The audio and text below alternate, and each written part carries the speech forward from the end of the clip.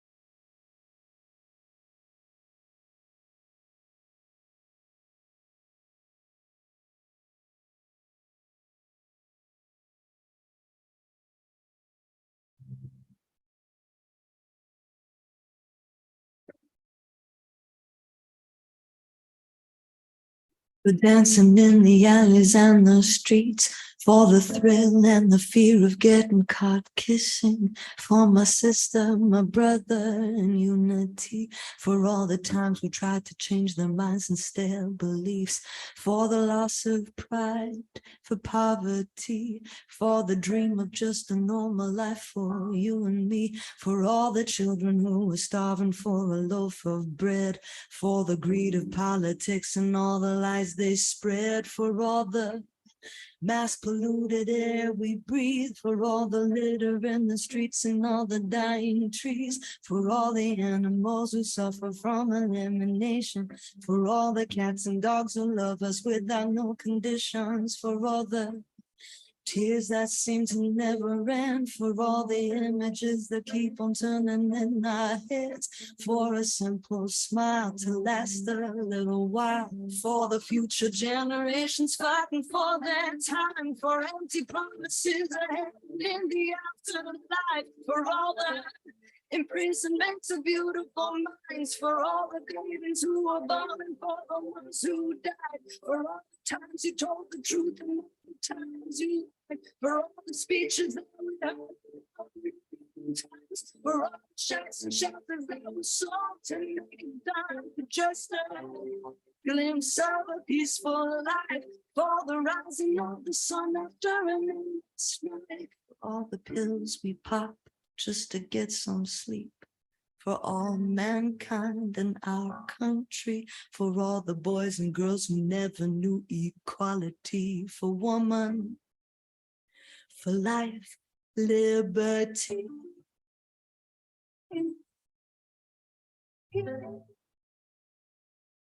For liberty.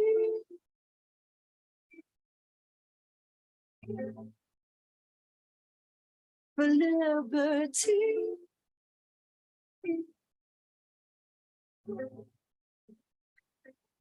For liberty.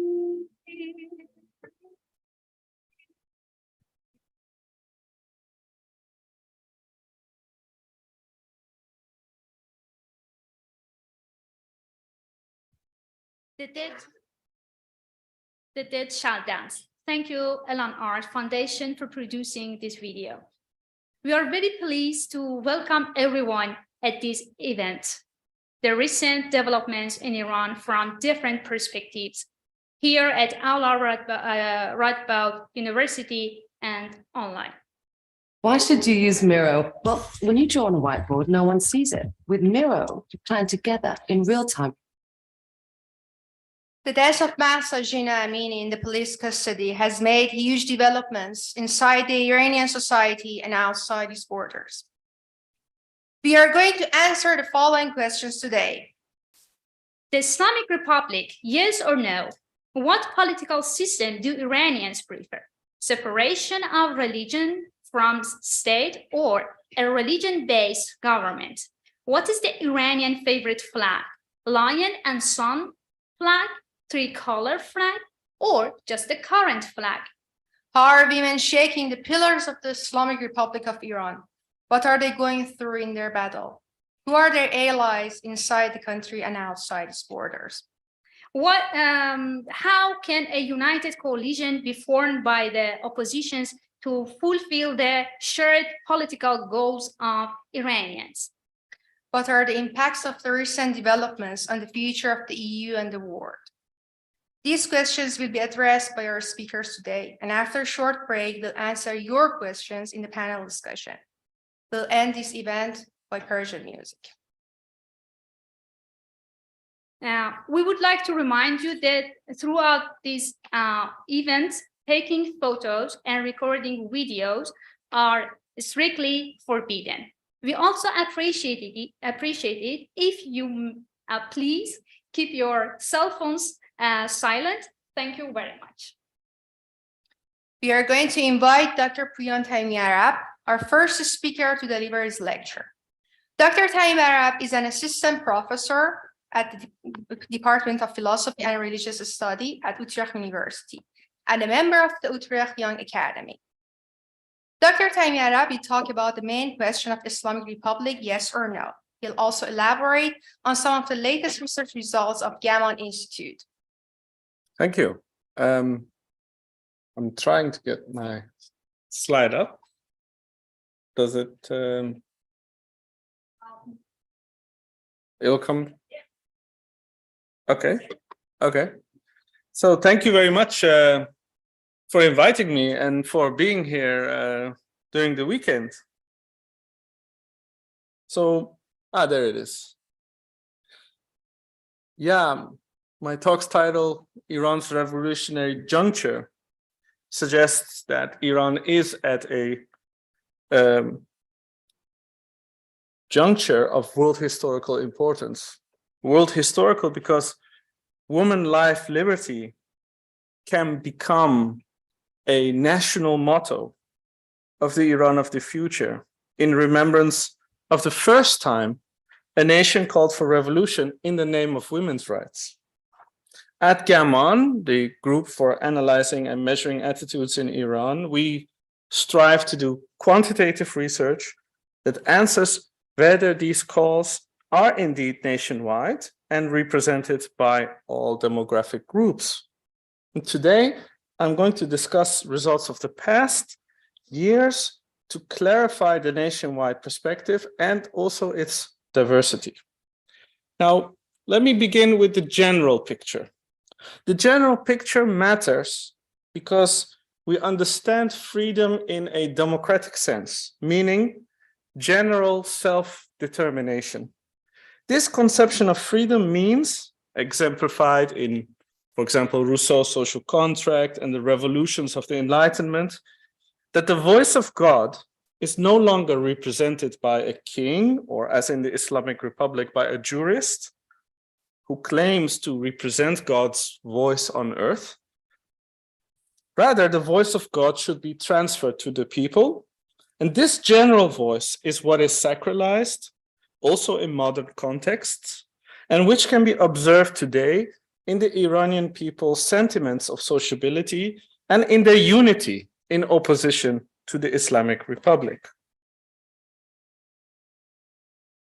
Let me see. Should I just say next slide, or?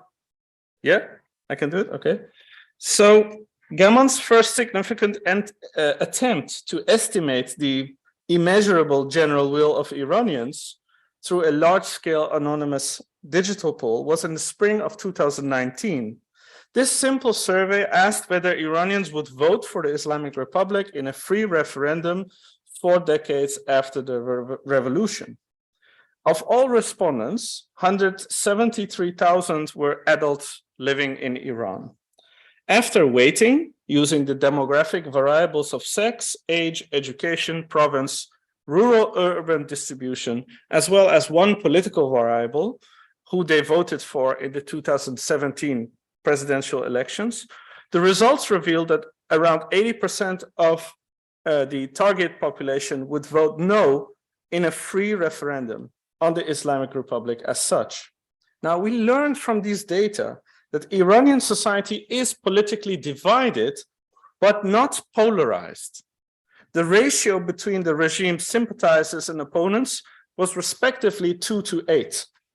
Since 2019, the general image changed only slightly.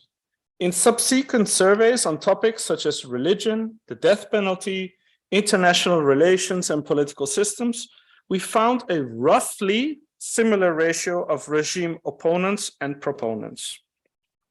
Now, if we want to support democratization, it's essential to have an idea of the general will, but the general will can regress into majoritarianism if it doesn't respect the society's different forms of diversity. This is where, next to democracy, the concept of liberalism comes into play. Now, with liberalism here, I mean specifically political liberalism, which since its development in the 17th century, understood the diversity of opinions, especially diverse religious opinions, to be a permanent feature of a free and equal, tolerant society. The source of inspiration for this way of thinking comes mainly, of course, from the tradition associated with thinkers like Locke, who argue that religious toleration should be institutionalized as an equal civil right. It is in this view not the diversity of opinions that is problematic or a challenge. The challenge is to overcome intolerance. And it's intolerance, not diversity, which leads to the persecution of those who don't want to be what the Islamic Republic wants them to be. Now, after Gammon conducted its 2020 religion survey with about 40,000 respondents who were at the time living inside Iran, many people were pleased with the colorful diagram that shows Iran's religious diversity. But there's still much work to be done. We need to carefully interpret and unpack these figures rather than take them at face value. So here's an example of a result that has not been published yet. This table graph shows what people of different religious persuasions believed about the separation of religion and law. These findings illuminate a substantial discrepancy between Shia and Sunni Muslims and all other groups' views on religion's establishment in the state. For example, let's zoom in on the people who identified themselves as Zoroastrians. You see that in the middle. Let's call them survey Zoroastrians. So they comprise not just the small ethno-religious community of Zoroastrians, but more so people who feel that Zoroastrianism is the authentic and ancient religion that distinguishes the concept of Iran. Now, from these people, 83% majority of these so-called survey Zoroastrians, compared with 97% of atheists, 86% of Sufis, 61% Christians, reported believing that religious prescriptions should be excluded from legislation, even if the religious hold a parliamentary majority. So they favor secularism. The numbers indicate that only Shia and Sunni groups reported significant support for basic political principles of the Islamic Republic, and even this explicit support was in a minority in 2020. So 35% and 33% respectively, right? So if you look at the top, you see that the Shia and Sunni are divided on political secularism, right? There's not one view that they have. So of the Sufis, who constituted a third Muslim category, 85% dissented from political theocracy. So clear difference with them. Thus, both survey Zoroastrians and Sufis fall between the more radical stance atheists, who 97% supported secularism, and the more moderate Christians, only 61%. We also found that survey Zoroastrians exhibited much less trust in the political system than Shia Muslims do. 40% of the survey Zoroastrians said that they did not vote in 2017 during the presidential elections, similar to 47% of atheists and 43% of Christians who said they did not vote, whereas only 10% of Shia Muslims said that they did not vote in 2017. Now, we can take a similar explorative perspective when analyzing preferences regarding political systems. Rather than assuming to know what the different Iranian groups want, let's see what this data can tell us if we unpack different demographics groups' preferences. Our February 2022 survey on political systems, based on a sample of around 17,000 adults in Iran, showed that Iranians aren't just religiously diverse, they also hold different opinions about regime types. When we asked about their preferred regime type, after weighting, right, these are weighted results, 34% chose a secular republic, 22% the Islamic Republic, 19% a constitutional monarchy, and 3% an absolute monarchy. Also, remarkably, over 21% declared that they are not sufficiently informed to answer this question. Now, if we compare these results, with the answers given to the question whether respondents approve of the chant Reza Shah, bless your soul, Ruhet Shad, Reza Shah, Ruhet Shad, I'm sorry I didn't have time to translate this, but I'll explain it. We see that, yes, as expected, those who support a monarchical system are more likely to support Reza Shah, Ruhet Shad, Reza Shah, bless your soul, with around 90% approval. That's to the left, the blue one. Right? So there are monarchists who also support this chant. That makes sense. But, and this is important to take seriously, also those who said they support a secular republic have a favorable view of Reza Shah. It appears as 60% approved of the same chant. Let's take another example. This time the question about the national flag. The February 2022 survey showed that there's a majority preference for a flag with a symbol, especially the lion and sun symbol. But here too, when we cross the results, we see that things aren't so black and white as is sometimes assumed. Yes, monarchists have a stronger preference for this flag than Republicans.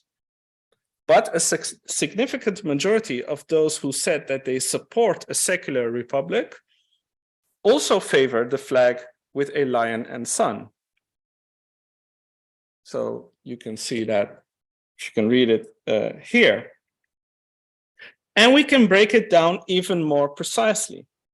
If we look only at the people, so this is just one example of many that you could produce with this data, who identified as Zoroastrians. We find that, as expected, people who say they are Zoroastrians, who claim that, overwhelmingly prefer a flag with a lion and sun. But we also find that a significant group of them prefer a secular republic. Right? This data on survey Zoroastrians. Now, what's my point with these examples? For years, we have relied too much on a static categorization of Iran's different religious and political groups. On the other hand, in fields such as cultural anthropology, there's the tendency to go completely the other way, to conceptualize people's identities as so fluid that nothing decisive can be said about social patterns at all. Instead, I believe that data such as Gamon's help us nuance understanding of Iranian society, its diversity, without denying the direction of the general will. I know that many people here and online are curious to hear about the results of our December 2022 survey on the protests. These will be published in about 10 days. And I can say that this time we gathered a very large sample, 150,000 completed samples from inside Iran, and another 50,000 completed samples from outside Iran. Now, this survey, fortunately, I can already say that it confirms our previous results on religion. We asked about religion this time again, and on political preferences. And the results also confirm widely discussed changes in Iranian society. We see a radicalization of those who oppose the Islamic Republic. We see an increased sense of brotherhood in questions such as on the importance of friends. And also, respondents overwhelmingly expressed the hope that the revolution will succeed, that it will be a revolution. Now, if this revolution is indeed to succeed, all of us in Iran, in diaspora, should consider the basic maxims of democracy and political liberalism. First, that the people have a right to determine themselves democratically. And secondly, that diversity is a permanent feature of a free and equal society. Only the oppressive use of state power can attempt to eliminate human diversity. In contrast, when people's conscience can grow uninhibited, the diversity of opinions flourishes too, right? It's a product also of a free society. It's not just a given. And even if we sometimes despair, all of us have the right to hope for a better and common future. But given our diversity, we should set aside forever the hope that one group may overcome all others. Thank you.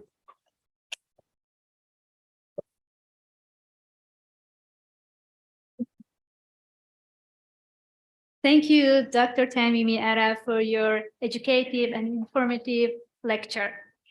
Now, we would like to invite Dr. Parvaneh Hosseini to join us from the US.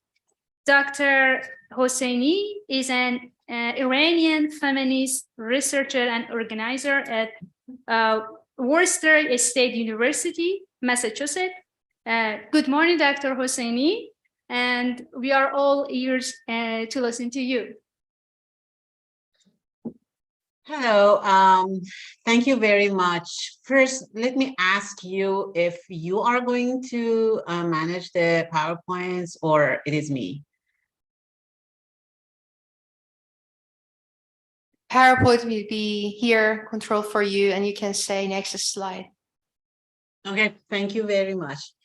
So, hi everybody. I'm glad I am here with you, although virtually. I wish I could be there in person. Hi to my friends and colleagues, and to everyone who I cannot see. And later I will ask my friends to turn the camera so that we can. Sorry, Dr. Hosseini, you should do your slides yourself. Sorry. Oh, okay. Yes. Sorry about bothering you. No, that's fine. I will. I'm here. Okay. So let me share this screen.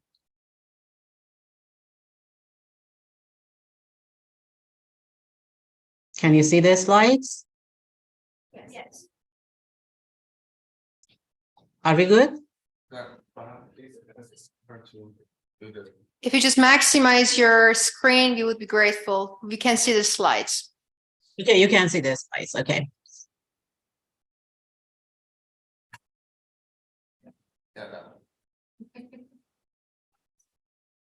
Perfect. We are good?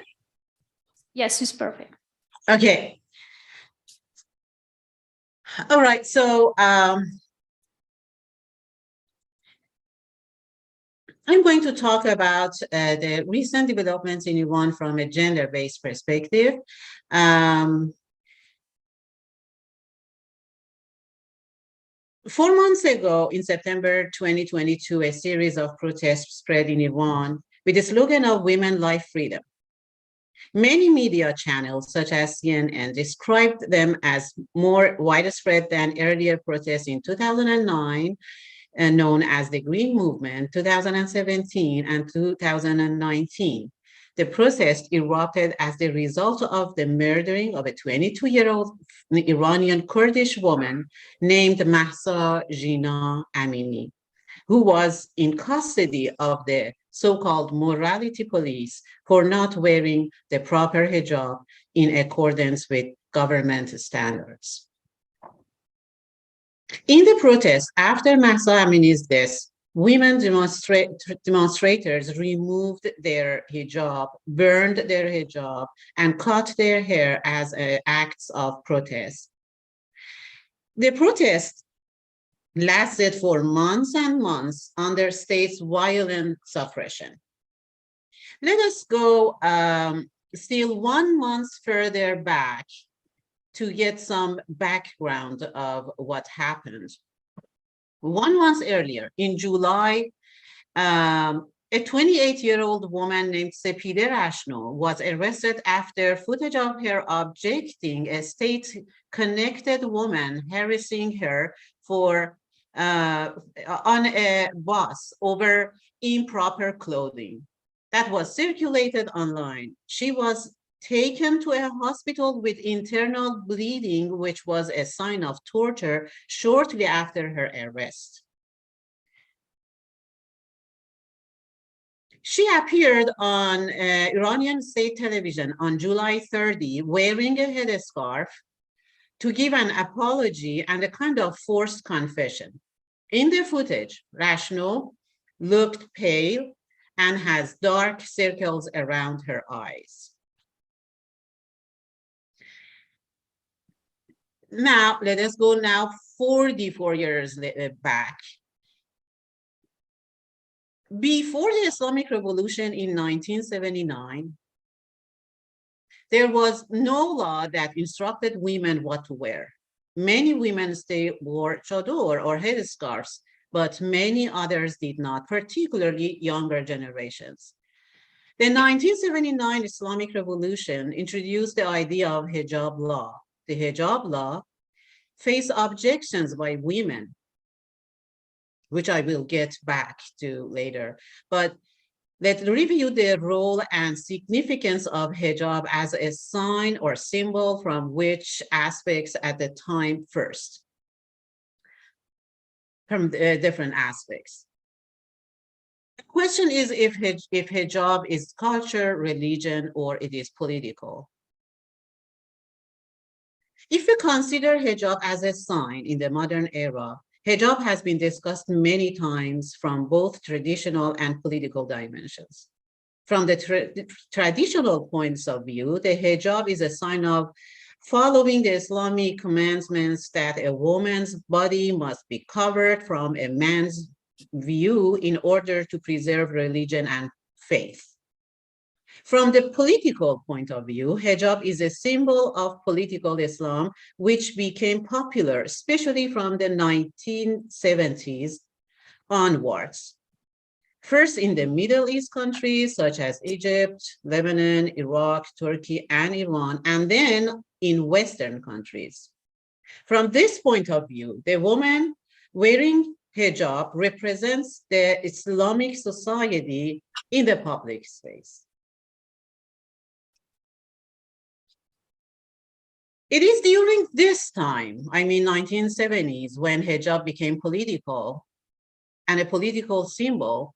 It is through this time when Islamic Revolution happens in Iran, and it is in this socio-political atmosphere when hijab becomes compulsory in the newly established Islamic Republic of Iran. However, it is important to notice that later in 1990s, Islamic clothing itself stepped into the world of consumerism and capitalism and fashion, which added another aspect, or can say challenged that idea of political Islam represented in hijab, which is not the topic of our discussion today. In this slide, you can see on the right, there are the women. It is the women's sport soccer team before 1979 revolution, which, as you can see, there is no kind of like Islamic enforcement. And on their left is a woman athletes who attended Olympics representing Iran. As you can see, she becomes, with her hijab, I mean, she equals the hijab, and she becomes the flag of Islamic Republic of Iran. That is how Iranian women, through their hijab, became, the tools of Islamic Republic for their propaganda to show how Iranian women represent by their hijab the whole society, the whole country. Women's status in Islamic Republic is not just about hijab. Mandatory hijab, along with all other kinds of gender equality in family law and much more, which I go back to it later. Gender discrimination and gender segregation are all the issues that women have been dealing with during 44 years of Islamic Republic. The objections, from the very beginning, many women objected against mandatory hijab. On March 8, 1979, thousands of Iranian women marched in the streets protesting the idea of imposing hijab. But those women did not receive enough support in the Islamic revolutionary atmosphere of the time, mostly because of the meaning of hijab at that time, which we reviewed. So hijab became obligatory for all Iranian women from April 1983. After the Iran-Iraq war, that took almost 1 decade and pushed back civil political activities in Iran, gradually more and more campaigns were generated and practiced by Iranian women, including 1 million signature campaign and anti-hijab campaigns, which mostly Masih Alinejad was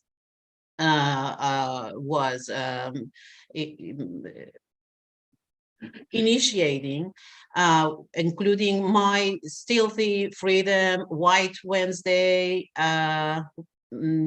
White Wednesdays, and My Camera, My Weapon. In 2017, a woman named Vida Mowahed simply stood up on a power stand, took off her scarf, tied it to a stick, and by this act objected publicly against mandatory hijab. And it became like a chain. Many other women did the same act, and that was another kind of like women's battle against mandatory hijab. Meanwhile, no administration, including conservatives like Ahmadinejad or reformists like Rouhani, made any considerable positive change in women's issues. Discriminations against women kept on at various aspects and levels, including family law, such as marriage, divorce, child custody, and heritage, economical aspects such as employment and welfare, political aspects such as women ministers in the administration, public space freedom such as entering stadiums, passport law, bicycle riding, etc. Many of these issues, like entering a stadium, became iconic and represented the battle between women and the patriarchal system in general. While women had some hope on reformists first and supported them for several administrative rounds, they became more and more disappointed by them, especially during Rouhani's terms, when he compromised women's rights against the promises he made in his presidential campaigns and tried to hide behind the gesture of negotiations over the nuclear deal.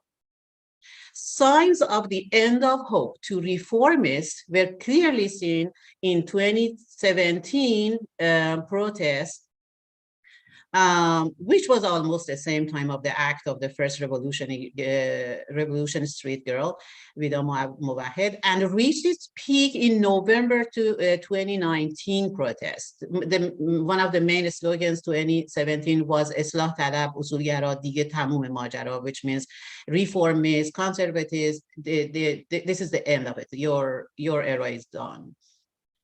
Women played leading roles in these protests, and state media attempted to highlight this aspect of the protest also. The 2021 presidential election was another proof of the end of any hope to either reformists or conservatives, because there was a meaningful drop in participation of people in elections. They didn't vote.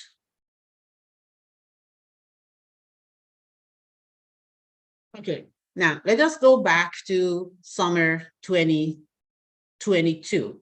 The satisfaction with the system and the confrontation of mostly women with the system was reflected and manifested in the way the morality police called Gasht Irshad attempted to control women and the way women play their roles. And as we reviewed, women resisted in various ways, as a number of women rights activists, including me, published in a statement on the days right before Sepideh Rashno was arrested and tortured. This is a part of our statement at the time. From the March 8, after 1979 revolution, this is a women's struggles going on to regain their freedom in the streets, to the loss of jobs due to saying no to the mandatory hijab, to Homad Arabi's protest self-immolation, to efforts to change the law, such as 1 million signature campaign, efforts to raise awareness, efforts to rejecting the mandatory hijab and removing it in the streets individually, and in hijab protest campaigns such as Masih Alinejad campaigns, to face-to-face encountering with the morality police patrols, and all kinds of creativity, courage, wisdom, and resistance and resilience.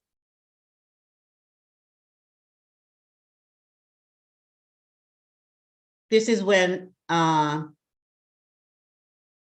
Jina revolution happens.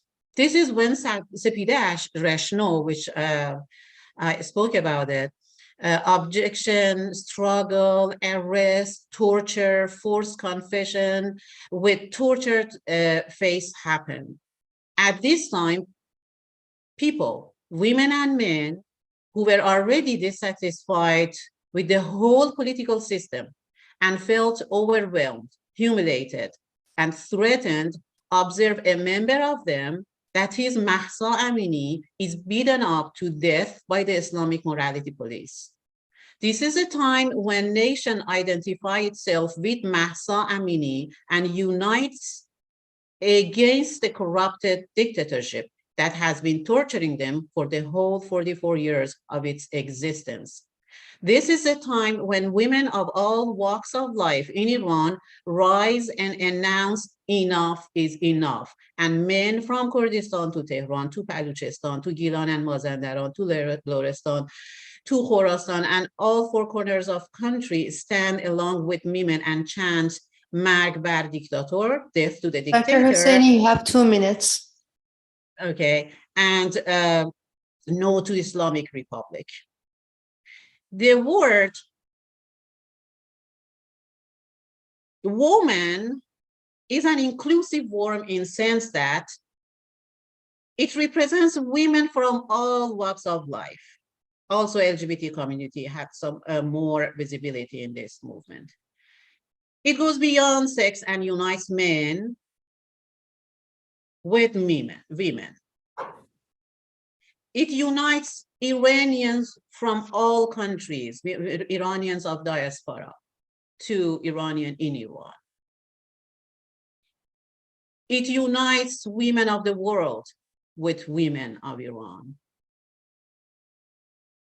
And it also inspires progressive figures, and they announce their solidarity with Iranian people in their protest.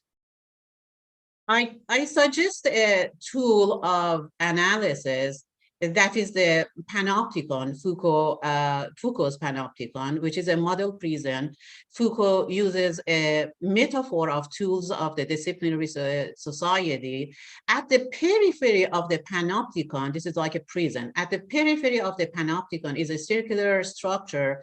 At the center, a tower with wide windows that opens onto the inner side of the ring.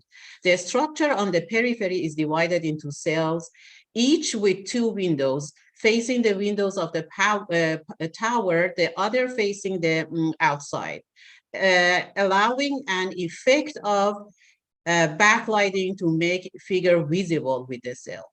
All that is needed then is to place a supervisor in a central tower and to shut up in each cell a prisoner who is constantly visible from the tower. Thank you, Dr. Saini. We need to switch to the next speaker. Apologies for breaking you at this point. Oh, okay, let me finish this. So this was how Iranian government was controlling women and men. And when women, I speak about torture later, and women, by removing their hijab, they brought down that tower which was looking at them all the time.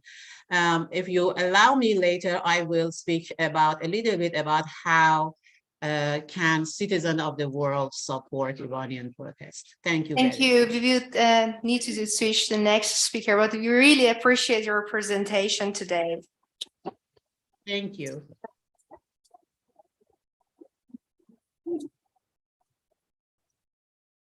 Thank you, everyone. And now we are going to continue our lecture with Ms. Dehban. Ms. Dehban is a PhD candidate at Rotterdam School of Management, Erasmus University, and will be sharing part of her PhD dissertation with us today. Ms. Dehban, the floor is yours. Thank you very much.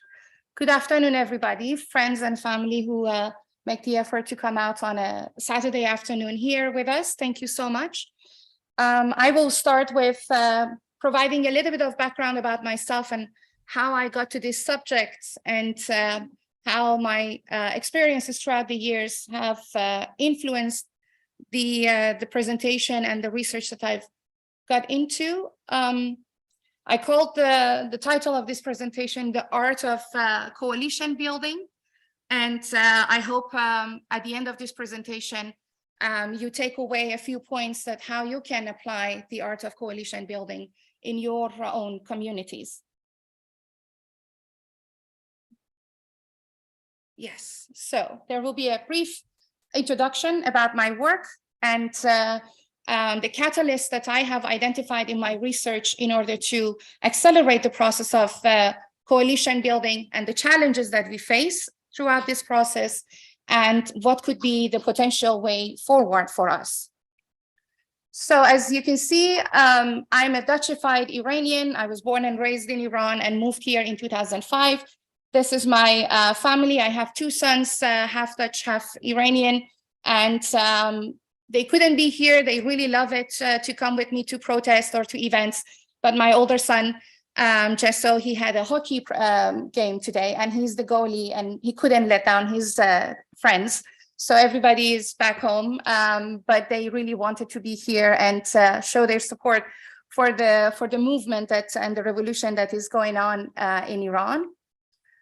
I have an associate degree from Iran in applied mathematics and computer sciences. And if you talk to any Iranian, you will figure out that most of us, if not all of us, go to applied sciences and physics. We have an exception, but you were not born in or raised in Iran. So it's a very common field. There is a hierarchy of education in Iran. If you are smart, you go to science. If you're not smart, you are sent to humanities, which is a very interesting approach to see how the society has been raised in the past generations, past 40 years, that how we have been brainwashed on the subject.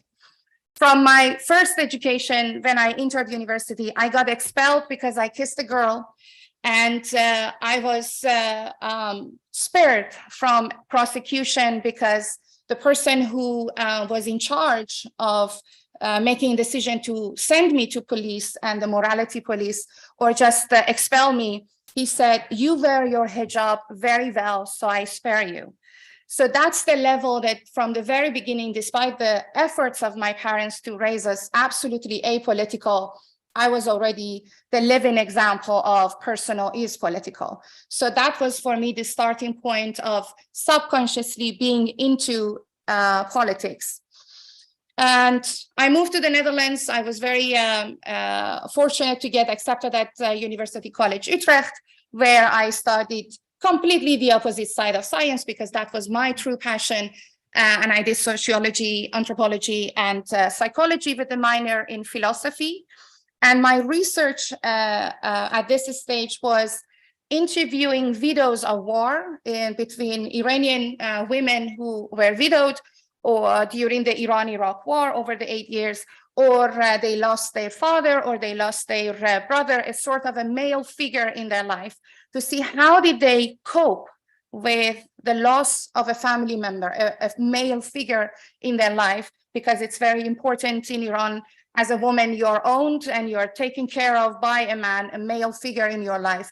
And if you don't have it, then somebody else has to play that role. So how do you cope with this? And interestingly enough, one of the mechanisms that these women have developed and used was to redefine their identity as part of a collective. And instead of being just a widow on their own, they became widows of war together. And if we make a comparison to what is happening now in Iran, that collective identity is also applicable to what people are going through, that the people who lost their child, they go to the funeral of somebody else who lost their child, and then 40 days later, they go to the other person, and every day there is a funeral, and this collective identity has strengthened this revolution to the next level, basically.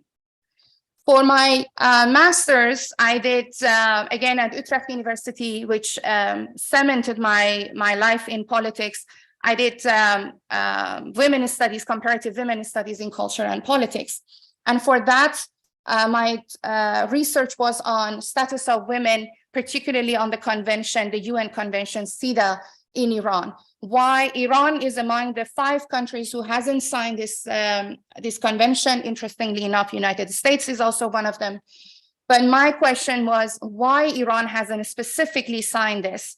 And I interviewed a wide range of Iranians in politics, in culture sector, and in as a women's rights activist, any group that I could get a hold of. I was working for UN at the time in Iran. And the interesting conclusion that I came to was that actually reformists who were advocating for signing this, they had zero interest in the status of women. For them, women belong to the kitchen, but because it makes us look good to send them to parliament, we send them to parliament. And it's not about whether they change any policies or laws for women. No, it was all about the international community. Look at us and see, look at the number of the women in parliament. This is a sign of progress. So let's go for that. So that was for me also a very clear understanding of reforms in Iran has nothing to do with the quality of life, with the liberty of people, with making any change. It's all about cementing Islamic Republic existence in Iran. During the time that I worked for UN, I was also handed over to intelligence service by UN. They directly sent me to the organization that the wife of Saeed Emami, the Iranians in the group who are sitting here, know he was the one who in the 90s and 2000s executed a lot of Iranians in the country in forms of direct murders and arranging the murders and so on. So I was sent to an organization that his wife was working there and his son was working there and his group were working there. And I got a special star from the intelligence service of Iran and also the IRGC itself. So again, getting into the depths of personal is political in Iran. And It took me quite some time to finish this master because between 2007 and 14, we had also the Iranian, the Green Movement in Iran, which made it impossible for me to go back. So since then, I've been living here in exile, and to cope with that took me some time. And after giving birth to 2 children, I finished my master's, which I'm very proud of, which helped me to start my PhD at Rotterdam School of Management. And this time I combined everything that I learned during my bachelor's with my master program to focus on how can we develop cross-sector partnerships that are not only impactful but scalable. And cross-sector partnerships are a form of coalitions, and that's how my research is linked to this conversation. So in my research, I have identified 3 catalysts. One, to make a coalition that is actually lasting and is helping us to move forward. The first one is to recognizing and acknowledging the agencies of our constituencies. So if we are trying to represent the Iranian women in the Iranian people in the Netherlands, we have to respect their agencies as individuals. If we are trying to do it as a whole in diaspora, we need to respect that agency as well. And when we are talking about the people of Iran, we have to also respect that agency. As Puyan mentioned, it's a super diverse group. If we just say all Muslims or all Christians or all Zoroastrians think this way, we are going on the wrong path, basically. The second element is about the configuration of the coalition that we want to put together. If we just say we are selecting this and this and this group, they are going to solve the issue, that's not going to work. We really need to look into the configuration. Who is the lead in forming the coalition? Who is going to be the second party? Who is going to be the one that makes the king, as we say, we use in the Netherlands the term. And this understanding this configuration is of great importance. And if we don't recognize this element, again, we are on the path of failure. And the third one is the complexity. Again, as Puyan and his research has shown, it's very important to have a great understanding of what is the layers and levels of complexity in the coalition that we want to build. There must be, and I emphasize, there must be an alignment between the complexity of the problem that we are trying to address with our coalition and the complexity of the solution that we are providing. We can't solve a wicked problem with a straightforward linear solution, and that's quite important to take into account. So the challenges that we have seen, and also it has come out in my research in terms of what challenges cross-sector partnerships face, is that in majority of cases, sadly, in majority of cases, the members of the party have very different definition of what they mean by partnership. And we can extend it to what do we mean by being part of a coalition, and understanding that definition is superbly important. The next challenge is that even if there is a definition there, it's only one-sided. I only know what is happening in my organization, in my sector, and I have zero information about the other one. And as a result, we are just viewing everything from our own perspective and not putting ourselves in the shoes of the others to see how they are perceiving it. The next challenge is that we fail to recognize the failures. In our reports, in our way of talking, we only talk about our successes.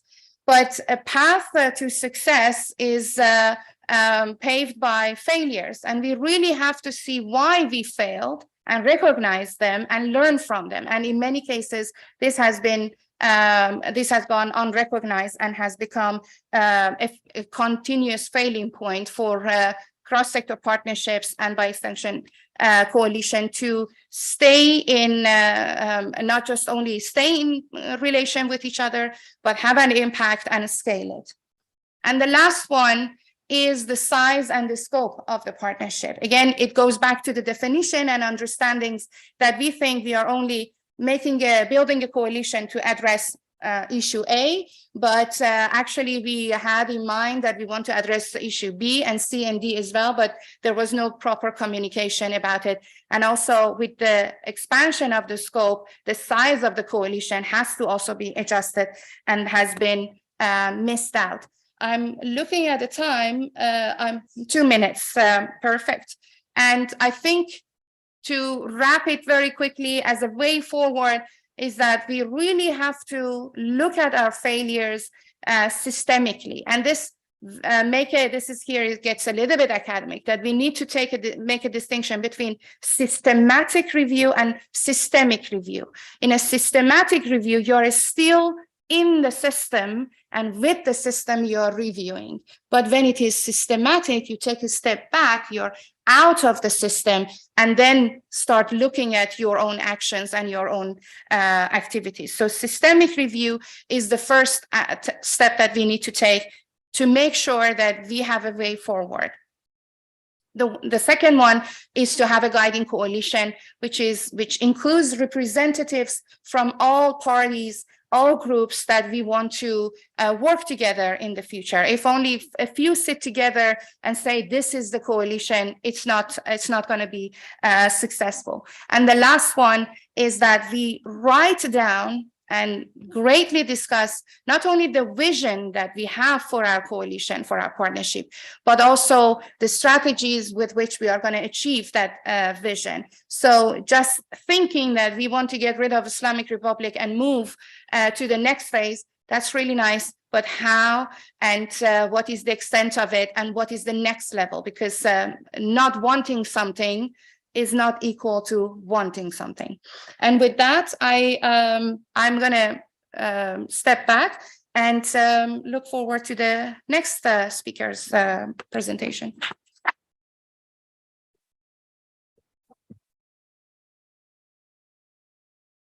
Thank you, Mrs. Dehband, for sharing the interesting aspects of your PhD dissertation. Now we would like to invite Mr. Domingos, our final speakers, and he's going to speak about the effects of any changes in Iran on West, the EU, and the Netherlands. Thank you.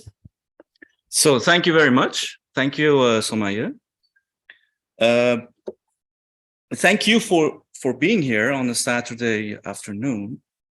And let me thank Nijmegen University as well, even though I'm standing behind persons who look like men, mostly, while we are talking about the woman religion. Oh, there is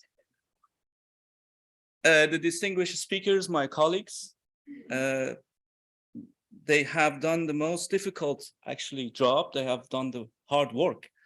I just need to build on their propositions. So I have the easy way to say it and to do it. And also, especially thanks to the voluntary organizers of this event. You have done a tremendous job. Thank you. I know that I have 15 minutes, but I do know that you are more interested to listen to Persian music than to what I'm going to say. So I'm going to try to wrap it up in 10 minutes.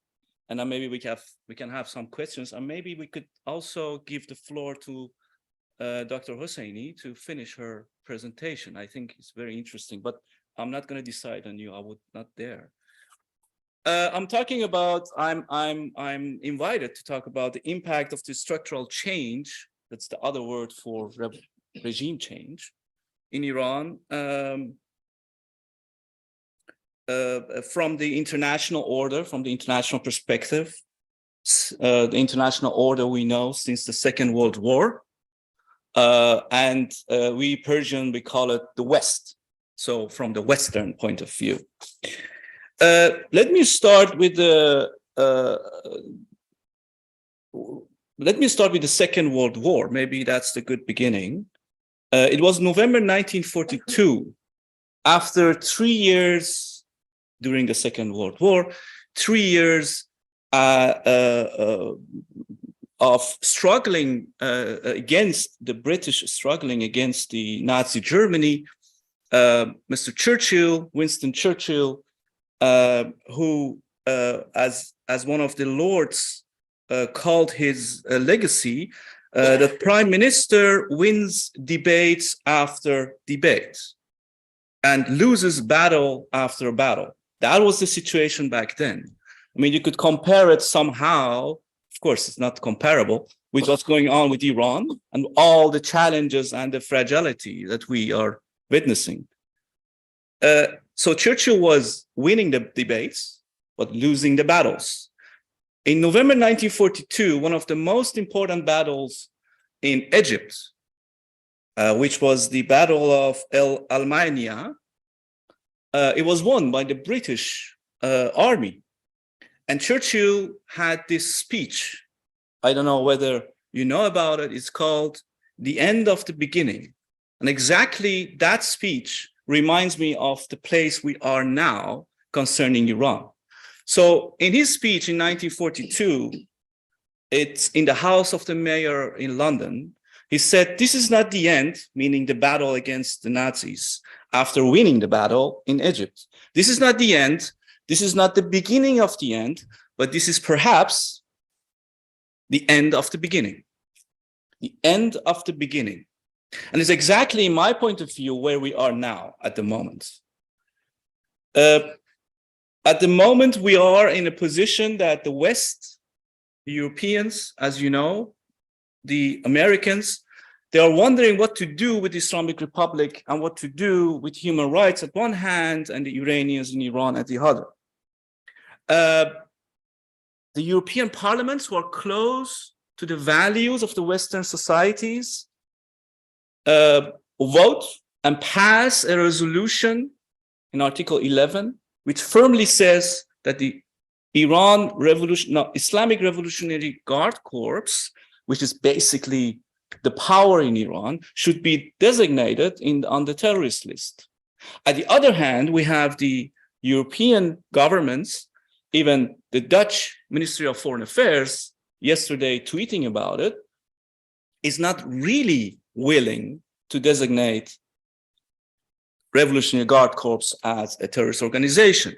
On the other hand, we see that during the last month, where young children, young people, they say that the most demonstrations are under the age of 30, are being killed or executed, actually murdered. The Iran desk official of the US is talking with the Islamic Republic ambassador in New York. So there is politics, there are like real politics, and there are values.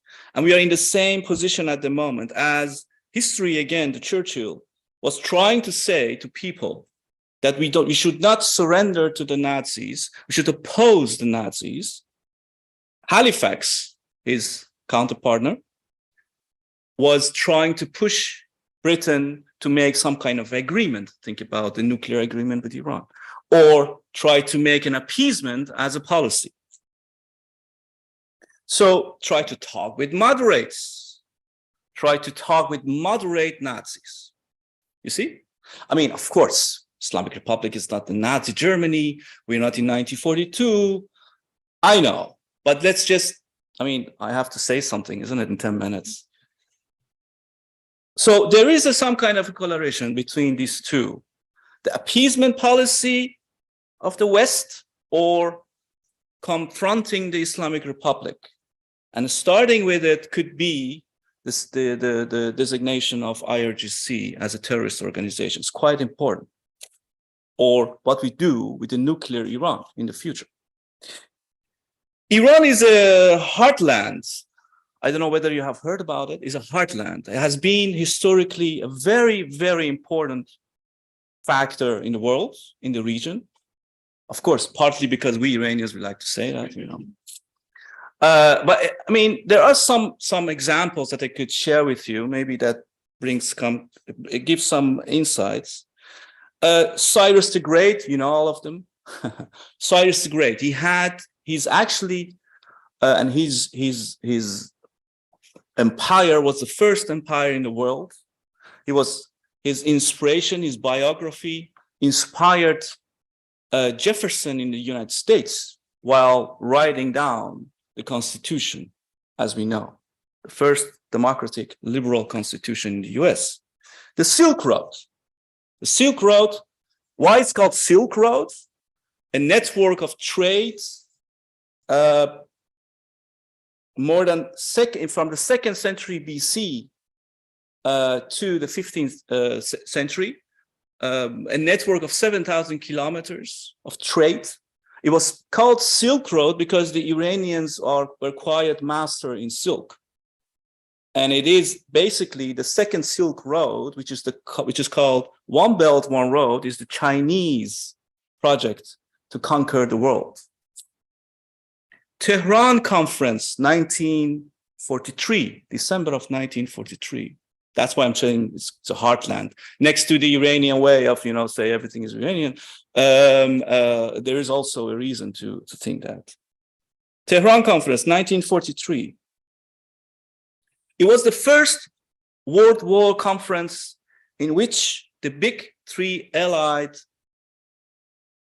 leaders, you know the pictures, they came together and actually ended the Second World War. The Tehran Conference basically is the first conference where the post-World War order, as we call it, the international order, or the power of the West, was formed during that conference. It was envisioned by that conference. Also, for many Iranians, very important, it crystallized that conference in 1943. The international attempts, the international efforts to come up with something like the United Nations. So the United Nations was formed during that conference. And also, of course, Iranians, they had their own take, which there was a protocol that brought up the independence of Iran. Independence has been very important for Iranians, one of the factors of the revolution of 1979. So Tehran Conference, from history to now, on the eve of the second quarter of the 21st century, as we are now. The present revolution, the present revolutionary movement, I have to say as a scholar, in a multipolar world, what does it mean? What does it mean for us? What does it mean for the future? What does it mean for the West? I mean, the speakers talked about it, they spoke about it, they offered their proposition. Woman, life, liberty. Woman, life, liberty. What does it mean? It's a secular movement, as you hear from Puyan. 68%, if I'm not mistaken. It's a secular movement, but it is not anti-religious. That's a very important one. It's a feminist movement, but it's not misogynistic movement. It's not anti-man. It's different than Me Too, you could say. It's the unifying movement that has unifying the decentral networks in Iran, as Dr. Hosseini was trying to explain, in a fragmented identity politics world. Iranians have never been unified as they are now in all the diversities. If you put, like the Jews, 2 Iranians in one room, you have 3 opinions. So woman, life, liberty, which has one message, and it's very Persian. We call it mehr, which calls love. Life, liberty. It's going to change the world if it gets any chance to be successful in the future. But it's fragile. It's difficult. It's very difficult, as Somaya was saying, because there are a lot of dangers. It's difficult to make this fragile movement successful. That's why we need help. So, 12 minutes and 7 seconds. It's a fragile movement. It needs systemic review rather than systematic review, if I'm not mistaken. I started my talk on the end of the beginning. It was not the end. It was not the beginning of the end, but the end of the beginning. It reminds me of the Italian composer Antonio Vivaldi with its four-season composition, which has a spring as the first part of that composition. I think the woman life freedom movement is fragile as a spring, as Vivaldi has composed it. I hope we could hear it, but maybe we'll hear it during the Persian music. It's very fragile. We are on the spring of this movement, even though we have had a lot of difficulties. And on the spring of this movement, we have 3 seasons to go.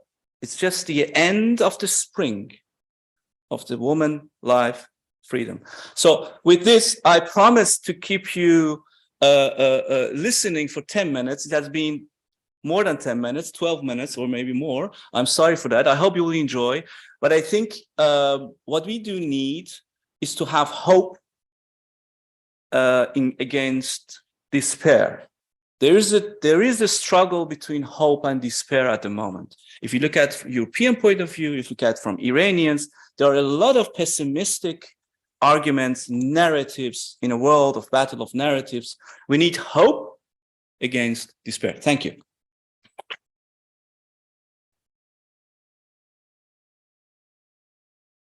Thank you, Mr. Gouris. Now we'll have a 15-minute break. You're welcome to help yourself with tea and coffee downstairs.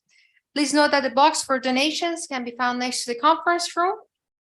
We'd like to ask you to please be back here in the conference room at 16:20 sharp, because we'll start our panel discussion right then. Thank you.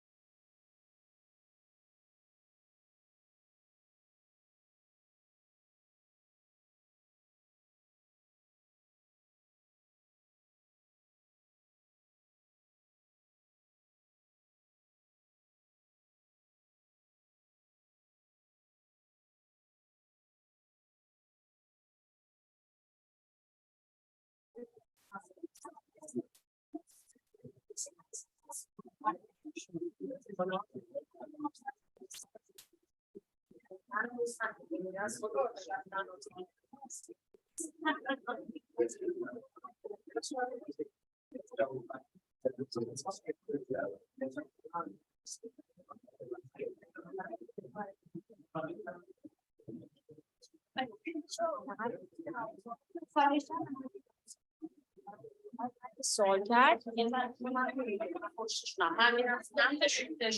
بلنجا رو میدونم اگر که بشه بشینید if you can sit down please you'd be great if you can sit down thank you so much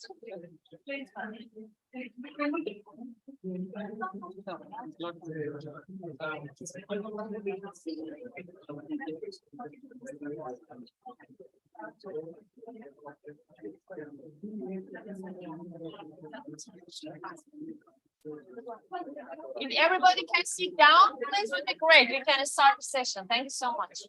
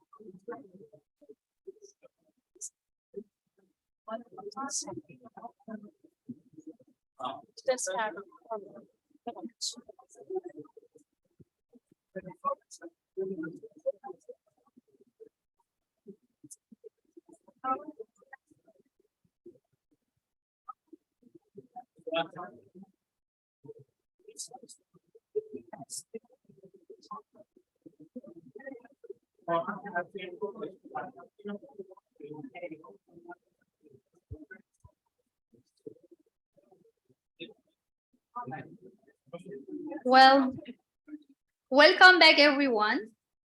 I would like to start first with our speakers, and and if you have any missed the point in the during their lecture, please share with us. Maybe Dr. Hosseini, you would like to finish your slides.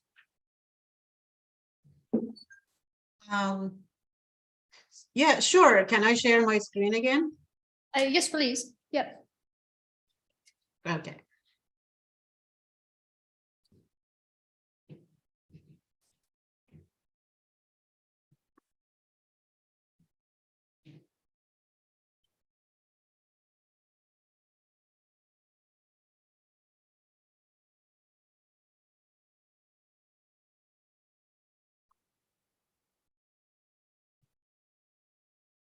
I guess there is can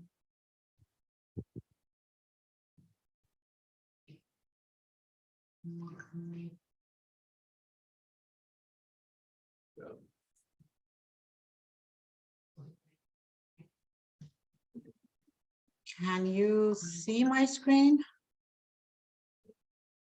Yes, we can see them. Okay, so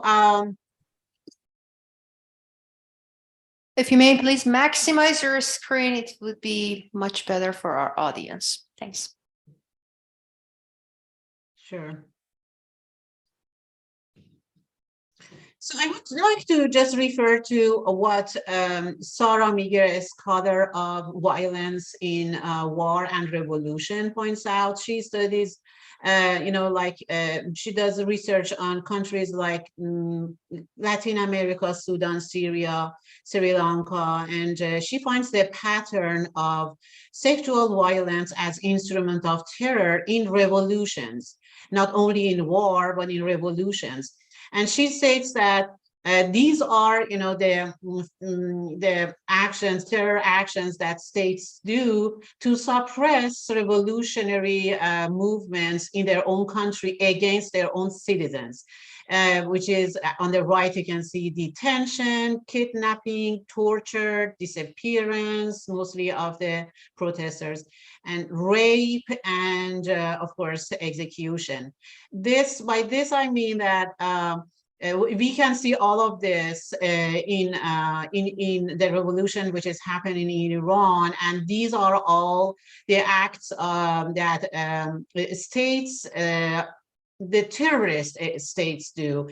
So by this, we can recognize, we can claim that this Iranian Islamic Republic state is a terrorist state, which makes a terror against the citizens of the country, while it should take care of the citizens. Also a quote which might be inspiring, because when women remove their scarves, indeed they say no to becoming the flag of Islamic Republic of Iran, and with showing their hair, they announce that it is their hair that their flag of like revolution. It is a quote from Foucault: resistance, like power, is multiple, and it is formed right at the point where relations of power are exercised. How can citizens of the world support? Continue hearing the voice of women and men in Iran. Share your platforms and resources with them. Stop and push back the regime lobbies. Push your governments to stop negotiating with Islamic Republic as if it is a legitimate state, which it is not. It is a terrorist state. Ask international human rights organizations to use all their means to stop executions in Iran, along with all other terror acts that I mentioned. Acknowledge this is a revolution and support it in any means you have. And of course, get inspired by women life freedom. This might be inspiring. These are the women, 4 women among many other men and women, who lost their eyes in the protest. This is a quote from one of them. She says, "I will keep my hope to see the victorious day with my one eye very soon." Thank you.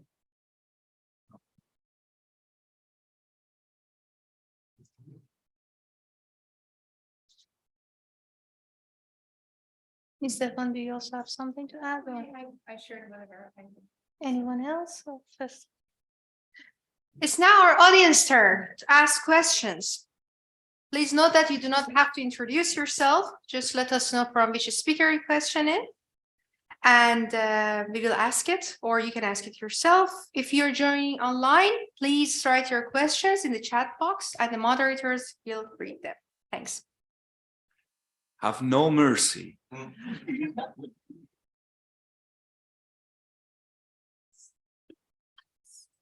I have a question from Puyan.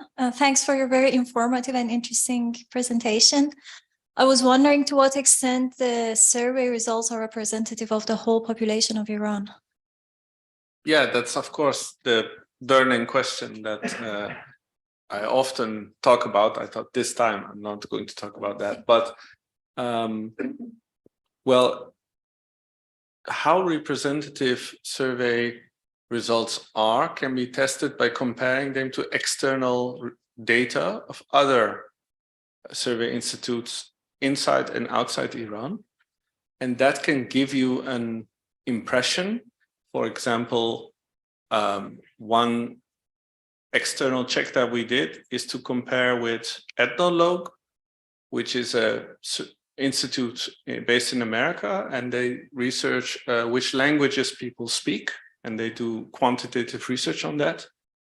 So for example, for Kurdish people, Ethnologue found that around 6% say that at home they speak Kurdish of the total Iranian population of adults. And so if we weight our data and find, let's say, 1% Kurdish speakers or 10%, we know that that's off. But that's not enough to be representative, because you can have external data being checked for many things, employment rates, what people voted for, and all kinds of checks. And it could be very diverse and could still not be representative. So give you an example, if you are doing a survey in the United States and you have a very diverse sample, it's very well balanced, men, women, all states, all education levels and so on, but they all voted Democrat, then it's not going to be representative, right? So for us, it's a challenge to get, especially it's a challenge to get respondents who voted for Raisi. Right? And that is really important in the weighting that we do to see, you know, what is the share of people who voted for Raisi.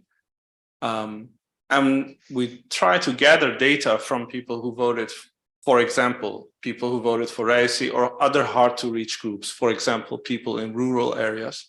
We try to get samples from them in different ways. One way that is very effective is the use of Siphon, which is a very much used VPN software in Iran.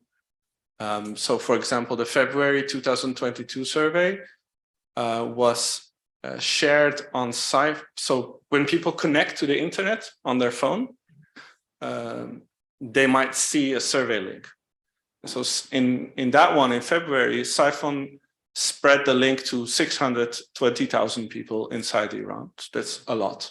And then you get also some samples from, for example, harder to reach groups like people in Baluchistan or, I don't know, women in rural areas and so on. Yeah, and that is, let's say, if you then look at the weighting, and the results, and I'll stop because it's a very complicated issue, but if you look at the weighting then, you can interpret the extent to which it can be said to be representative. And you always have to be careful with doing that. But I'm confident that this is the best we have. This is the best available data that exists. To give you an example, in December, when we did the survey that the results will be published in 10 days, we also asked people about which health insurance they have. So you have different types of health insurance. Let's say it's a neutral question. It's not a very politically charged question, which health insurance you have. And one of these is a health insurance for armed forces. And we even have those samples. So we have, let's say, Iranian official data on the armed forces and, you know, which health insurance they have and how many %. And then we compare that with our data. So each time we try to expand the external checks. It's never going to be perfect, but I think it's the best that we could get in the circumstances. Yeah. Thank you, Dr. Tamimi. Also, I would like to read a question from our online participants. The first part was the first lie. You say only 32% are Shia, while even BBC says that Iran has the largest Shia majority, with more than 66 million, making up nearly 90% of the population. How do you elaborate on it? That's a great question. So I heard the name of Michel Foucault today. When Michel Foucault went to Iran after the Islamic Revolution, he came back to France. He wrote some articles in which he wrote down also the statistics. He wrote down that Iran has a 95% or something like that Shia population. Then after the revolution, some academics started working on Iran in the 1990s, published books by University of California Press, in the early 2000s by Harvard University, for example, famous sociologist Charles Kurtzman published about Iran, also said, 95% Shia population. And then World Value Survey in 2020 went to Iran and they did face-to-face interview. And they also found 98% self-identified Muslim population. Now, obviously, this doesn't match with the experience that Iranians have. And it doesn't match with the qualitative data that we have about Iran, which indicates that they are becoming more secular. And the problem is that the way the data on Iranians' religiosity was gathered it does not sufficiently guarantee their anonymity in a theocratic context, so people don't answer honestly. And there are other data, not survey data, that can give us hints that there is something changing, right? For example, one that I really like is the Islamic Republic's official data on baby names.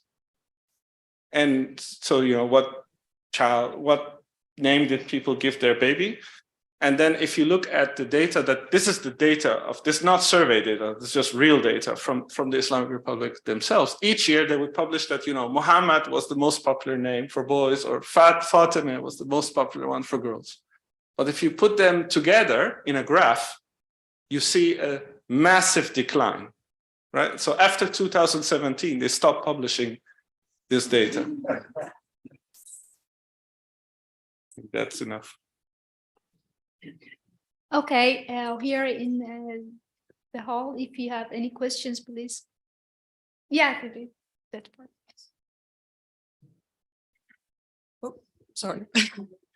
I have a question for Ms. Derman. I was wondering, how do you negotiate the dynamic between agency and structure? Because you made a suggestion about agency, but I think it's very hard to talk about agency in such an oppressive space. And I think it's very important to talk about it, but I think it's also very difficult, because how do you claim your agency when you're oppressed? Thank you for your question. The information that I provided is not context specific. So when it comes to under pressure and being suppressed and then talk about your agency, it's just that's not going to work. The context that this information has been gathered is for organizations, for groups that can freely choose what they want to do and what form of collaboration they want to develop. It's not, and the approach that I was sharing with you is about mainly about the people, the Iranian opposition in diaspora, that they are trying now to, in the context of transitioning to a new domain, a new era. And for that transition part, what do they need to do? And that's respecting the agency of different groups. So in that context, recognizing the agency of constituencies is of great importance. And the method that I use for my research is called necessary condition analysis. It means that you have to have these conditions, otherwise you fail. It doesn't guarantee that you succeed, but it's definitely not having them a guarantee of failure. So that's where it comes from. Also a question from our online participants for Ms. Dehban. In a traditional Iranian home, a woman holds higher status. She is accorded rights, she is heard, and she is not treated as a commodity, unlike many other countries, including in the Muslim world. Do you have any comments on this? I would like this person to define traditional. What do they mean by traditional? Is it, I'm just going to speculate from here, do you mean by traditional that that the father is the man is the head of the house, and the mother is the one who makes the house a home, so to say? Or is it that's like looking at Game of Thrones style, that the mother decides what the king is going to be? Or what is, you need to define the word traditional. So what does that specifically mean? And if we make the assumption that one person is making all the decisions, whether it's only a woman, mother making the decision, or the father making all the decisions, either way, it's not good. So that's not what I'm preaching or advocating in any way or form. In fact, this person has mentioned, contrary to what you hear in the Western media, many Iranian women hold key positions in the field of politics and policymaking. More than 1,000 women serve as judges to administer justice. Yeah, I would very much like to answer to that question. The women who went to the parliament in the past decades, they are the women who voted to reverse some of the laws that were in favor of women to make it against women. To give an example, the women who went to the parliament, they collectively initiated and decided that a man, if he wants to have more than one wife, he doesn't have to ask for the permission of the first wife or the second or the third or the fourth. They can just have it as they want it. These are the women who are in key political positions and helping and advising women on how they should live their lives. And yes, these are the women of the party who are not there to change the status of women, but are there to push the agenda of the Islamic Republic as they want it. And as I said, based on the research I did for my master's thesis, that they do believe that yes, women are we call it the crown of our head and on our head, and we have to praise them as long as they stay in the kitchen and keep the food warm when we come home. And by we here, I'm referring to the men. And because it makes us look better towards the international community, we put them in the position of power in the parliament or assign them. This doesn't mean that there are women who are having high-level, high-ranked jobs who got it out of, not out of their own merits. There are women, but whether they are representative of all women in Iran, I highly doubt it. So again, based on my own research, if a woman is in a highly ranked position in political sense, in the political context, is merely there to push the agenda of Islamic Republic. Yes, just please yourself. Okay, thank you. you. Sorry. So I have 3 questions actually. As many of Iranians who are in the hall today, they know that one of the major concerns we have is that the current revolutionary movement is going to be maybe towards a direction that we are not hoping for and aiming for, which is definitely a democratic society and democratic government. And looking into the past 1979 revolution, basically it's, it's a very valid case because of course at that time we were all also hoping for something else. So my first question is maybe for Puyan. Based on the data, how real is this threat or this fear that we all experiencing at this moment?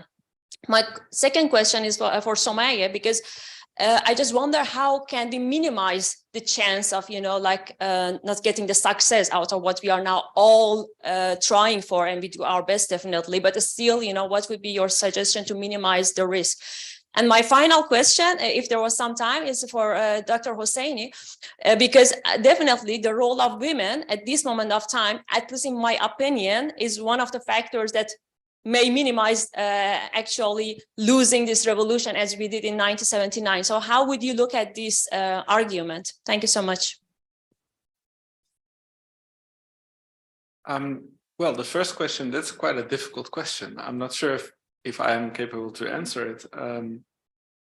I think that if you ask about data, our data shows that people express certainly the hope that they will succeed.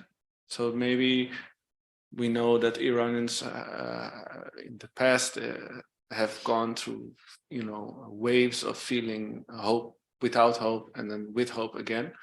And in the survey, they express the hope that they think that something, this time it's different, right? That this sentiment, I think, exists, that something has changed, that won't be so easy to undo that, right? So the genie is out of the bottle, as it were. And then in this process, but that is not really based on data.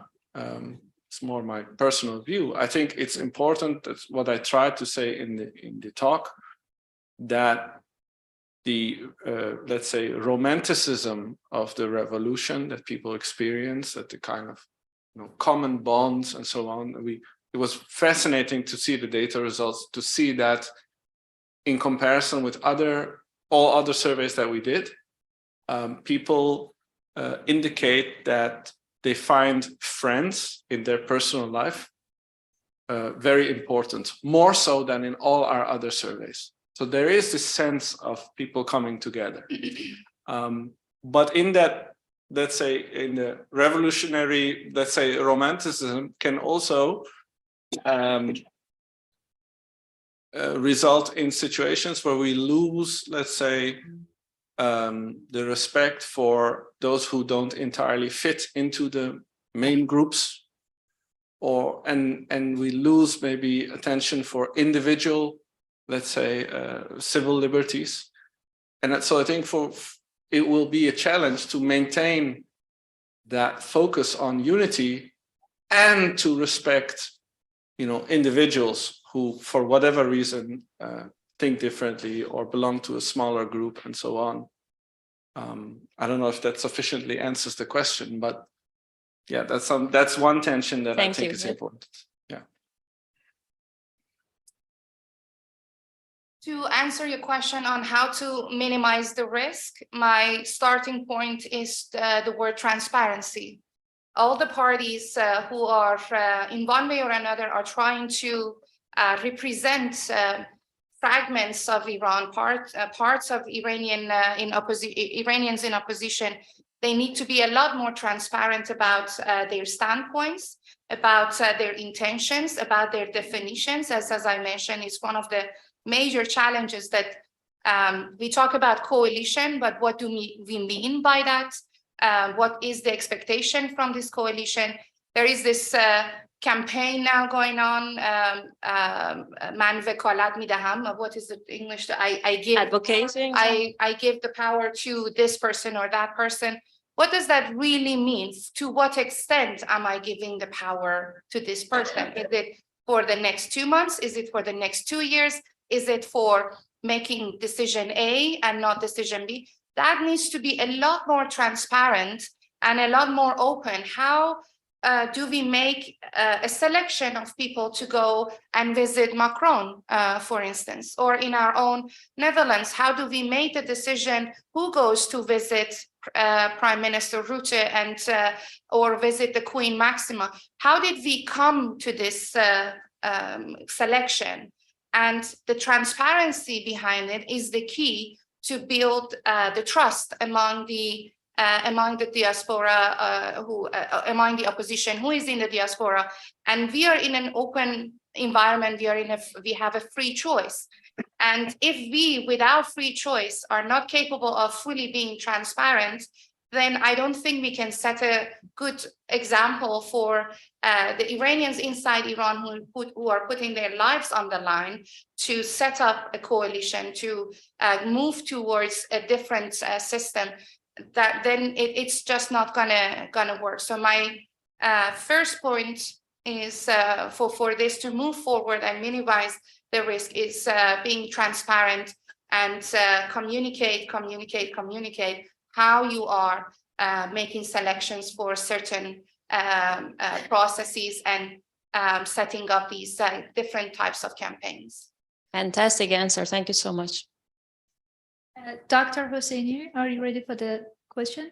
The answering question? Yes, thank you very much. Well, what I think we should do to minimize the risk as long as women are concerned is to develop and take good care of a collective consciousness, which I can say feminist consciousness, and it is not just about women. It is women's issues are not just women's issues, it is men's issues also. Protesters in Iran have proved that men, and women are all together fighting for equality, for freedom. So we have to remind ourselves, the women have to fight, continue fighting, men have to remind themselves and practice seeing where women are getting erased. There is a word in socio-linguistics, there is this term erasure, which means refers to when you delete a word like woman from text that goes into the deletion of actual women in actual society. So we have to remind ourselves, if there is a platform, or we do make sure that we are sharing it with women, I mean men, share it with women. If there is a platform, if there is a resource, if there is leadership, if there is a conversation, all the time we expect men to just check once more time or double check to make sure women's voice is there, feminist voice is there, because this is the essence of our revolution, and patriarchy is what men and women in Iran are all fighting against. So yeah, I feel like a feminist view, women view is something that we should share with men. Thank you. Maybe an open question. So I'm asking all our 4 speakers today. Can decide who is going to answer it. The Republic of Iran promotes equality, freedom, and social justice between people, social classes, and gender. There is no clash between Islam and women's rights, contrary to distorted media reports. Islam does not imprison women, but liberates them. Westerns attempt to export freedom, women's rights, and democracy have proved disastrous, as can be seen in places such as in Afghanistan and Iraq. Interesting that these guys are watching. Dalman, would you want to answer? Yeah. I mean, so yeah, it's very interesting that they are watching us and listening to us. Actually, I made this note to react on one of the questions, which was answered perfectly by Somaya, about the position of women in power. I really wonder whether Iranian women have ever been in position of power in Iran. Never. What is power in Iran? According to the Constitution of Islamic Republic, the power is crystallized in one person. Who is that person? The supreme leader. Everything in the Constitution is based on election, blah, blah, by the rule of the supreme leader. So women have never been in a position of power. You can see on the fact that wearing a hijab is not voluntary. Women have been in the position of cosmetic apologizing for the paternalistic regime and probably culture, which is vanishing now, the paternalism. So women have never been in a position of power. That's one. Women are not invited to be part of the IRGC, army, become president, even though there is no elections there, become a supreme leader. They do apply for becoming a member of the parliament, if I'm not mistaken. So talking about the position of power, I mean, the followers of the regime, and I'm happy I'm delighted that they are listening to us. Maybe they can learn some, not from me, but from my colleagues. They have all these one-liners and fallacies to try to use the Western, the liberal way of thinking to exactly what Mr. Zarif did in the past 20 years, to actually apologize for the Ayatollahs. It doesn't work anymore, guys. It actually reminds me of how the Europeans are sanctioning IRGC and the Islamic Republic. It's basically the same. Talking about the woman in a position of power in the Islamic Republic is the same as the influence of the sanctions of the EU on the regime. So what does EU do? That's something I know a little bit more about. The EU sanctions the Islamic Republic, has been sanctioning the Islamic Republic based on 2 pillars. One is a travel ban, and the other one is an asset freeze. All right? That's the basic thing. And then they have different kind of tactics to do it. Travel ban asset freeze. Just imagine a member of the Islamic Revolutionary Guard Corps being not able to enjoy the Mediterranean at the Amalfi Coast in the summer. Is that painful? Or Ibiza, or not being able to go to the ATM and get money because he's sanctioned of the asset freeze in the Swiss Alps. It's crazy to, actually, it's a little bit sad to think that this kind of sanctions is going to work, isn't it? It's the same way of using cosmetics to show women in Iran who are not in power, who are submitted even to wear a scarf, and then talk about these kind of fallacies. So I'm delighted that you're listening, but I'm afraid this kind of fallacies is not going to work. If I may just add to what Damun mentioned, specifically to the group who is watching, and they believe that Republic of Iran, they even dropped the Islamic part. So Islamic Republic of Iran is haven for women. If that's how you feel about it, good for you. And if you are saying this because you're forced, because this is where your money is coming from, the people of Iran who are in the streets fighting for their lives, their arms are open for you to give up what you are doing. And there is amnesty for you. You can still turn and stand on the right side of the history. You can still join the people in the streets and be one of the Iranians who are going to continue living in Iran.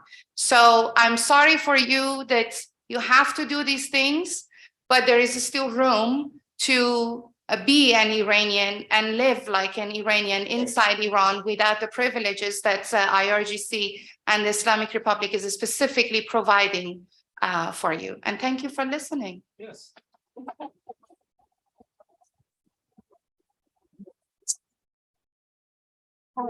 Dr. Hosseini, would you like to add something here? I mean, we were talking about sometimes like sharing of the voice of women. I wish the people who are claiming that women in Iran have enough of power, just make sure that women in Iran have enough of free and working internet and the freedom to join the panels like this and have their own voice, speak for themselves. You know, these are very basic ABC things to do. First, start with why internet is closed to many Iranian women and men. It is to delete their voice, right? And then when you make sure, I mean, you, the person who claims that Iranian women have enough of power, when you make sure the women's voice can be heard in Iran and outside Iran, Iranian women can speak for themselves. For now, you are cutting their voice. Can I add something? Yeah. If you can recall, I was talking about the Second World War and the war between Churchill and the Nazis, etc.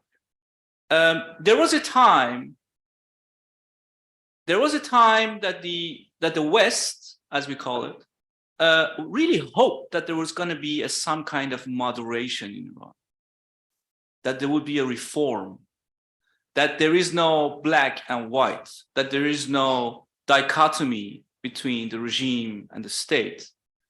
There was a hope, and they invested. We have invested. Iranian people have invested for more than 25 years with this kind of arguments and propositions as you hear, and there are a lot. One of the champions is Zarif, the other champion is Trita Parsi and alike. We have also this kind of champions in the Netherlands. I'm not going to talk about it. The champions who write pieces in the NRC and propose that the Dutch government should not support the delisting of the Islamic Republic from the Women Commission of the United Nations. It was the official line in the letter of Foreign Minister, Mr. Hoekstra, on 24th of November. because of this kind of arguments. Because if we do not have Iran on the Women Commission, the Islamic Republic, then we will close down the dialogue. And if we will not have dialogue, they will not reform. So there was hope for reform until 24th of November. Things has changed since. Now Mr. Hoekstra is basically implicitly saying that he's willing to put IRGC on the terror list. Things has changed, ladies and gentlemen, outside. I'm happy you're watching. It doesn't work anymore. Reform is dead. This kind of argument is not going to work. So I would listen to somebody who has a lot of experience and knowledge to just join the people instead of making this kind of fallacies. Thank you. Question from our audience, and we have also 2 questions in the chat, so please. Yeah, thank you. Let me stand up, because that's for the people who are listening and watching us. I just stand up and I say my name. My name is Rouzbeh Daneshvar, and we are not afraid anymore. Sorry, I interrupt you. I'll ask my question. There is no, oh yeah, because there's no camera on. All right, okay. Yeah. But Just note my name. It's an open question for the panelists. You mentioned Holland. You mentioned the coalition and council and all these things which are engaging us last couple of days also about this online petition who is engaging, I don't know, 90 million Iranians. My specific question is to you guys also, and about our small country on Speaker Lunch. What steps, movements are happening here in Holland to make some moves in Holland between the prominent Dutch Iranians like you? We have Mrs. Karimi, we have Qureshi, we have Elian. I mean, we have Qadir Abdullah. If you know all those guys, what's happening here in Holland to make this small move in our own country? Thank you. May I start? Well, so in this sense, I'm actually quite optimistic. I think we have booked some progress. First of all, is a group of about 20 Iranian, Dutch, and Iranian, let's say, professors who are based in Dutch universities, together with several rectors of Dutch universities, signed a statement in support of people in Iran, which is the first time, in my experience, living in the Netherlands, that really like people on the left and right side of the political spectrum were willing to, you know, sign something together. And I also see this in the different meetings, for example, not just with Rutte, but also, yeah, you mentioned Farah Karimi, and we visited a few days ago Sjoerd Sjoerdsma from D66 and Sophie Hermans from VVD. And there are some results. So, for example, Sophie Hermans, together with Gert-Jan Segers, they published a statement signed by 10 fractievoorzitters in the Volkskrant, that, you know, Dutch politicians believe that we should support the Iranian people and we should pressure the Iranian regime. And that in itself, that, you know, 10 important Dutch politicians of different political parties, left and right, support this, I think is progress. It's not perfect, right? So sometimes I think that there is a kind of, I think you were alluding to that, there's not quite a good balance between, maybe sometimes some groups are more prominent than others in these meetings, and that's not good. But there are talks with different groups, also with minorities. So not just left and right, but also, for example, you know, for example, Kurds, who of course played an important role in these last months. Yeah, so in that sense, I think it's pretty good. And I think also that you see a shift, as Damon says, where Hoekstra first, when some Iranian ladies, including my wife, visited Queen Maxima, Hoekstra didn't want the picture to become public, right? So he was very adamant that, you know, it's fine if you visit Maxima, but no picture, right? No public expression of support from the Dutch monarchy. And he was also a bit like, yeah, do we really need to remove the Islamic Republic from the UN Women's Rights Commission? But now you see that he really changed, right? And that change is because of pressure coming from Iranians, left and right, who unify in their demands to pressure the Islamic Republic. And of course, in the Netherlands, for example, if the Dutch population cares, Dutch politicians are going to care more. Right? So it shouldn't be just the kind of thing that Iranians do. And in that sense, I think it's not that bad, actually. Yeah. Also, question for Dr. Tamimi from our. Yeah, let me add, because it's a very important question. Thank you, Mr. Daneshvar, wasn't it? Yes.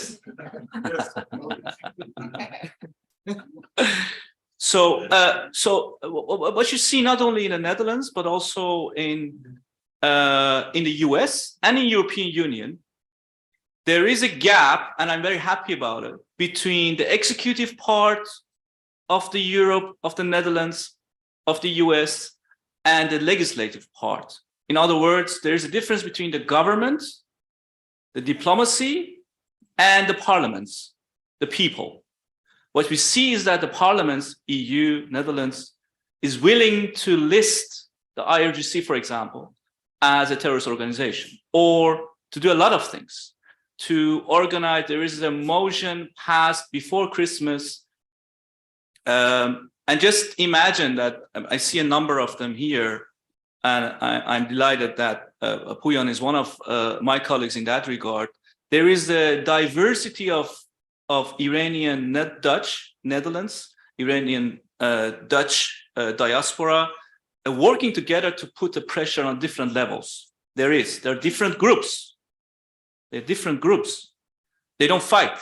I mean, there are disagreements, you know, two Iranians, three opinions, but a lot of push. So, and it works. Before Christmas, there are a few motions by PFDA, by Christian Union, by different kind of groups to, for example, organize a group of diaspora talking with the government. So the mandate or the responsibility is not to the government. But this gap is very important. This gap between the parliaments and the executive bodies is an important gap. So if you ask me whether the gathering in Strasbourg of 16th of November, was it more important to gather this Monday in Brussels, where there is a seat by the Foreign Affairs European Council? That means it's a meeting between the foreign ministers of European Union. I would say this Monday would have been more important. Iran is part of the roundtable questions, but it's not the main question. So you understand there is a difference. Netherlands is a third trade partner in the European Union for Islamic Republic, third, with about $500 million euros of trade per year at this moment. The question is that we have to ask the government, the Dutch government, is how do you do trade with Iran if the banks are sanctioned by the US? How is it working? I mean, of course, we understand the Dutch cows are quite popular in Iran. But how does it work? Another thing is that the ICC is an important part, International Criminal Court. There is this motion by Mrs. Farah Karimi in the Senate. Before Christmas, it's not voted on. It's parked, in my way of saying it, to be voted on in the next few weeks, where Iran can be, and then you will see the signaling from the advisor of National Security Council in the US, Mr. Jack Sullivan, who said Iran is doing the same as Russia, the Islamic Republic is doing the same as Russia in Ukraine as the war crimes.